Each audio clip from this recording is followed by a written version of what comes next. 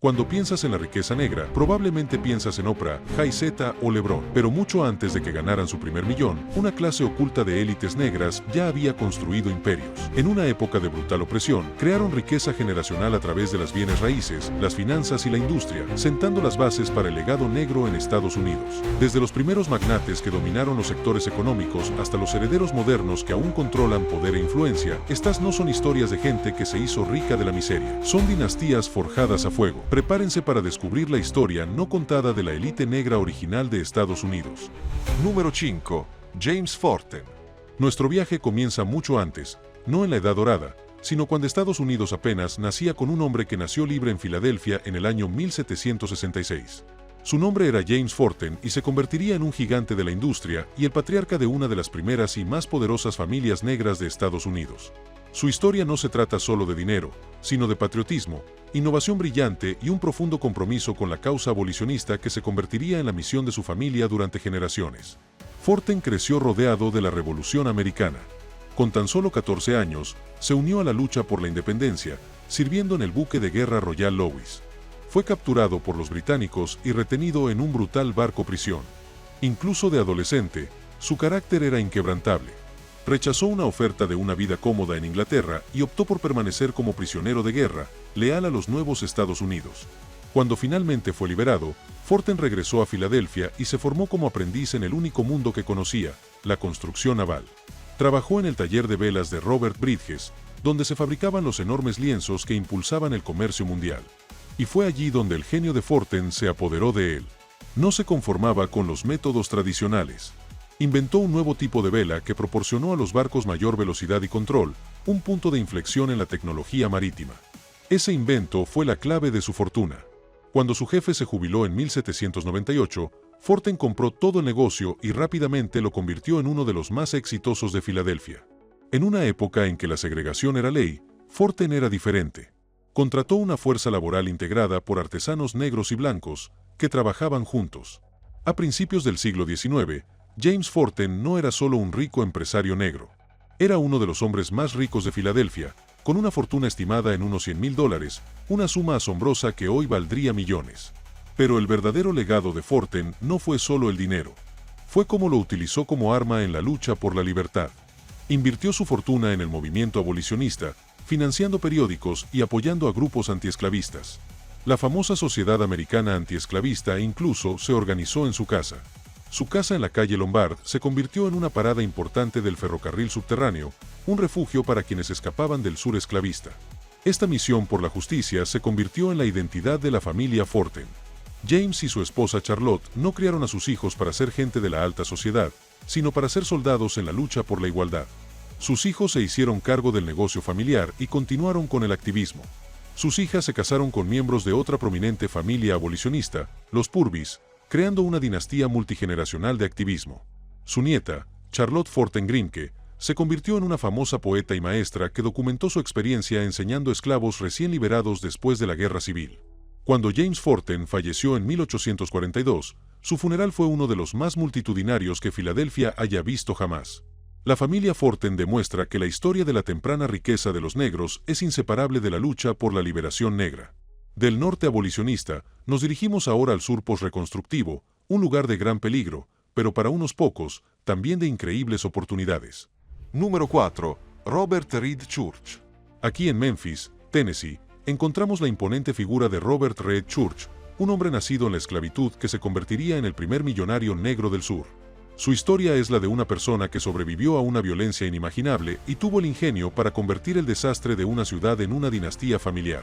Nacido en 1839, hijo de una madre esclavizada y un capitán de barco de vapor blanco, Church creció trabajando en el río Mississippi. Aprendió los entresijos de los negocios gracias al ajetreado comercio fluvial. Tras obtener su libertad durante la Guerra Civil, se mudó a Memphis en 1865 y comenzó a forjar su vida. Sus primeros negocios fueron pequeños, una cantina, un restaurante, pero su éxito lo convirtió en un blanco fácil. Durante el horroroso motín de Memphis de 1866, una turba blanca atacó su cantina. Le dispararon, le robaron el dinero y lo dieron por muerto. Pero Robert Church no murió. Y en un increíble acto de desafío, se negó a abandonar Memphis. Prometió quedarse y construir su imperio en la misma ciudad que intentó matarlo. El gran salto de Church llegó de una tragedia aún mayor, las epidemias de fiebre amarilla de la década de 1870. Mientras la enfermedad arrasaba Memphis, la gente huía aterrorizada y la economía de la ciudad se desplomó. Las propiedades quedaron inservibles. Pero donde todos veían el fallecimiento, Robert Church vio la oportunidad de su vida. Mientras otros huían, él se quedó y empezó a comprar terrenos, muchísimos. Compró edificios comerciales y terrenos baldíos por una miseria. Cuando la plaga finalmente terminó y la gente regresó, Memphis era una ciudad nueva, y Robert Church poseía una gran parte de ella. Su imperio inmobiliario se convirtió en la piedra angular de una fortuna enorme, estimada en más de $1 millón a principios del siglo XX. Se convirtió en uno de los terratenientes más poderosos de Tennessee y se decía que cobraba más de $6,000 al mes solo en alquiler. Una suma astronómica para aquel entonces. Al igual que Forten, Church sabía que el dinero era poder y lo usó para impulsar a su comunidad. Dado que a los ciudadanos negros se les prohibía el acceso a los parques públicos, construyó uno él mismo. En 1899, compró un enorme terreno en la calle Val y creó el Parque y Auditorio de Church. Este no era solo un parque, sino un santuario con sala de conciertos y auditorio que se convirtió en el centro de la cultura y la política afroamericanas en Memphis, albergando a figuras como el presidente Teddy Roosevelt y los primeros músicos de blues. Y no se detuvo ahí. En 1906, fundó el Salvent Savings Bank and Trust Company, el primer banco de la ciudad propiedad de una persona afroamericana. Esto fue revolucionario. Brindó a las familias y empresarios negros acceso a préstamos que jamás podrían obtener de bancos blancos. El legado de la familia Church perduró durante generaciones. Su hija, Mary Church Terrell, se convirtió en un ícono nacional, cofundadora de la NUAC y una activista incansable. La familia Church no solo amasó una fortuna, sino que también construyó las instituciones que empoderarían a la comunidad negra de Memphis durante décadas. Número 3. Jeremiah G. Hamilton. Ahora nos trasladamos del río Mississippi al campo de batalla financiero más feroz del mundo, Wall Street. A mediados del siglo XIX, este era un club solo para blancos. Pero un hombre derribó la puerta a patadas. Se llamaba Jeremiah G. Hamilton, fue el primer millonario negro de Wall Street. Sus rivales blancos lo llamaban el príncipe de las tinieblas, y su historia es una de ambición pura y descarnada y una mentalidad financiera que aterrorizó a todos. Los orígenes de Hamilton son un misterio. Aparece por primera vez en los registros históricos de la forma más dramática posible, dirigiendo un plan de falsificación de monedas en Haití en 1828. Al descubrirse el complot, se le impuso una pena de muerte, y logró escapar a duras penas de regreso a Nueva York. Este era el mundo de alto riesgo para el que Jeremiah Hamilton estaba hecho. De regreso a Nueva York, se lanzó de lleno al caos financiero. Era una época sin reglas, una época de especulación desenfrenada y guerra corporativa, y Hamilton era mejor que nadie en ese juego. Era un maestro especulador que amasó su fortuna mediante estafas de seguros y demandas judiciales. Su estrategia distintiva fue comprar acciones de empresas destruidas por desastres, como el Gran Incendio de Nueva York de 1835, y luego demandar a las aseguradoras para que les devolvieran el valor total. Esto lo hizo temido y lo enriqueció. Era tan bueno y tan agresivo que se convirtió en rival directo de Cornelius Vanderbilt, el magnate más poderoso de la época. Su rivalidad era legendaria. Mientras otros empresarios negros se centraban en servir a la comunidad negra, Hamilton se adentró en el mundo de las altas finanzas, dominado por los blancos, como ningún otro hombre negro lo había hecho antes. Su vida personal era igual de desafiante. Se casó con una mujer blanca, compró una mansión en Nueva Jersey, poseía acciones en compañías ferroviarias que legalmente ni siquiera le permitían viajar en sus vagones de pasajeros. La prensa lo llamaba el tiburón negro y el príncipe de las tinieblas, nombres que destilaban racismo, pero también un respeto a regañadientes por su talento. Cuando Jeremiah Hamilton falleció en 1875, dejó una fortuna de $2 millones. En el dinero de hoy, eso representaría una fortuna enorme, probablemente valorada en más de $50 millones. Al momento de su muerte, era el hombre negro más rico de Estados Unidos. Su historia es completamente diferente a los legados de las fortunas y las iglesias que contribuyeron a la construcción de comunidades. El legado de Hamilton fue de pura conquista financiera. Demostró que un hombre negro, con solo su propia mente y coraje, podía dominar el ámbito más depredador de los negocios estadounidenses y obligar a Wall Street a doblegarse a su voluntad. Mientras Jeremiah Hamilton se enfrentaba a Wall Street, otra genia financiera construía silenciosamente un imperio al otro lado del río, en Brooklyn. Número 2. Elizabeth Gloucester. Su nombre era Elizabeth Glaster, y para cuando falleció en 1883, era conocida como la mujer negra más rica de Estados Unidos. Su historia es una lección magistral de bienes raíces y un poderoso ejemplo de cómo las mujeres negras usaron su astucia empresarial para amasar fortunas y financiar la revolución. Nacida como mujer libre en Virginia en 1817, se casó con el reverendo James Glaster y ambos se mudaron a Nueva York, donde la ambición de Elizabeth despegó. Abrió un par de tiendas, pero encontró su verdadera vocación en el sector inmobiliario. Empezó a comprar y gestionar pensiones, muy demandadas en la ciudad en crecimiento, y no solo una o dos. En su apogeo, gestionó una cartera de más de una docena de propiedades, incluyendo una pensión de lujo dirigida a una clientela mayoritariamente blanca. Ese era su genio. Conocía el mercado, sabía administrar propiedades y lo hacía con increíble destreza. Cuando Elizabeth Glaster falleció, el valor de su patrimonio fue un tema candente. Los periódicos estimaron su fortuna entre $200,000 y $500,000, pero su abogado afirmó que su patrimonio neto era aún mayor. Independientemente de la cifra exacta, su fortuna multimillonaria, en dinero actual, la convirtió en una de las magnates inmobiliarias más importantes de su época, y punto. Pero, al igual que los Fortin y los Church, el dinero de los Glaster estaba vinculado a la causa de la abolición. Su casa y su iglesia eran centros de mando del movimiento antiesclavista en Brooklyn, una parada del ferrocarril subterráneo, y Elizabeth usó su fortuna para financiar la causa directamente. Cuando el famoso abolicionista John Brown planeaba su asalto a Harper's Ferry, se alojó en la casa de Glaster y le dieron dinero para su misión. Su caridad fue inteligente y estratégica. Lideró la iniciativa para crear el asilo para huérfanos de color en Brooklyn y realizó generosas donaciones a pequeñas iglesias negras del sur. Elizabeth Glaster fue una doble amenaza, una brillante empresaria que construyó un imperio inmobiliario desde cero y una dedicada luchadora por la libertad que utilizó sus ganancias para financiar la lucha.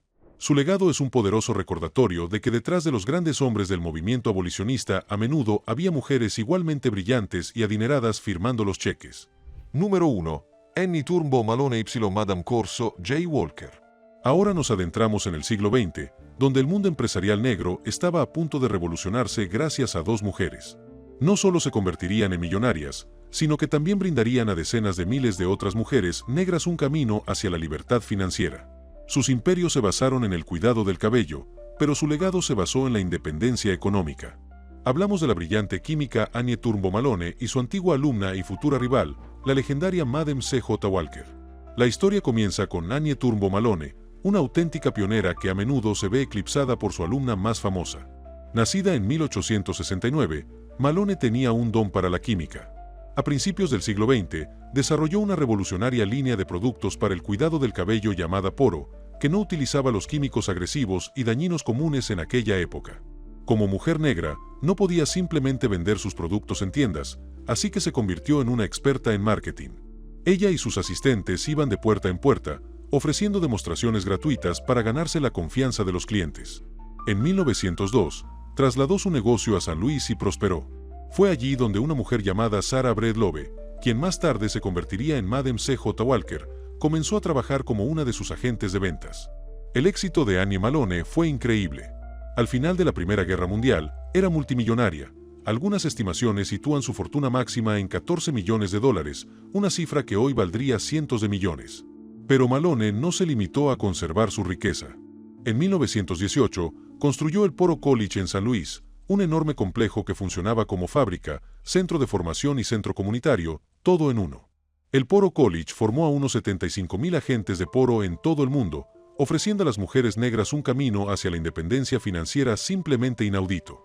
Ahora, hablemos de Madame C.J. Walker. Nacida como Sarah Breedlove en 1867, trabajó como agente de poro para Malone antes de mudarse a Denver en 1906 para fundar su propia empresa de cuidado capilar. Si bien la rivalidad entre ambas mujeres es famosa, lo que Walker hizo fue tomar el modelo de venta directa que aprendió de Malone y llevarlo a un nivel nunca antes visto. Viajó por todo el país y el Caribe, promocionando incansablemente su sistema Walker y entrenando a un ejército de agentes Walker. Estos agentes eran más que empleados, eran emprendedoras. Walker no solo vendía productos para el cabello, era una visión de libertad económica para las mujeres negras. Su éxito fue descomunal. Para cuando falleció en 1919, era reconocida como la primera mujer millonaria que se hizo a sí misma en la historia de Estados Unidos. Se hizo famosa por su riqueza y por mostrarla como un símbolo de lo que era posible. Construyó una impresionante mansión en Nueva York llamada Villa El Güero, cerca de las propiedades de los Rockefeller, dejando claro que la riqueza negra pertenecía a las dinastías más poderosas de Estados Unidos. Juntos, Malone y Walker crearon toda una industria y abrieron un camino hacia la libertad económica para innumerables mujeres negras. Aunque gran parte de la fortuna de Malone se perdió posteriormente debido a demandas y problemas financieros, su impacto inicial fue monumental. Establecieron un modelo de negocios y filantropía que sigue inspirando a la gente hoy en día.